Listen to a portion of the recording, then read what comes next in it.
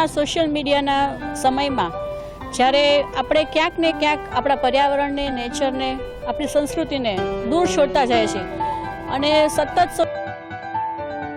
Social media સાથે connect રહીએ છીએ, ત્યારે એક સૌથી સરસ ઉદાહરણ આજે મારી સામે આવેલું છે. આજે અહીં રુચિ પાંડે અને દીપક પાંડે એક કપલ છે કે જેઓ સમગ્ર દેશમાં સ્ટેટ વાઇઝ પોતાની રીતે ભ્રમણ કરે છે. પોતાની આખી વેન છે, અમારી પાછળ છે એમની વેન છે, એ વેનમાં જ બધું એનું આખું કિચન અને બધી જ જીવન જરૂરી બધી વસ્તુઓ લઈ અને નીકળી પડે છે કપલ.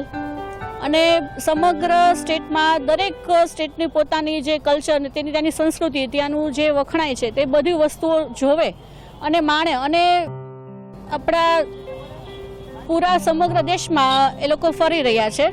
એ ખૂબ સુંદર ઉદાહરણ છે કે આપણે સોશિયલ મીડિયાથી દૂર રહી અને જે જીવન આપણને એક જ વાર મળેલું છે તેને પૂરેપૂરો ઉપયોગ કરી, આપણી ઈચ્છાઓ પૂરી કરી અને જે ખરેખર સંસ્કૃતિ આપણા સમગ્ર દેશમાં, ભારતમાં છે અલગ અલગ, તેને માણીએ, તેને જાણીએ, તે જ સાચી વાત છે.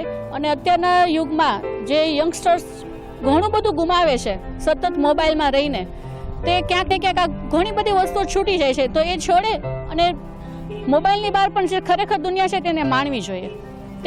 તેનું બહુ મોટું ઉદાહરણ આ લોકો બે આજે જામનગરમાં એ લોકો આવ્યા છે અને ભારત તિબેટ સંઘમાં તરફથી અમે લોકોએ તેમનું સન્માન કર્યું છે. અને તેઓ આજે ગુજરાતની સફરે ખુશ્બુ ગુજરાત કી કહી અને તે લોકો સમગ્ર ગુજરાતમાં ફરે છે. તેમના માટે તેમને ખૂબ ખૂબ અભિનંદન. અને જામનગર આવ્યા ત્યારે અમે લોકોએ તેમનું સહર્ષ સ્વાગત કરેલું છે.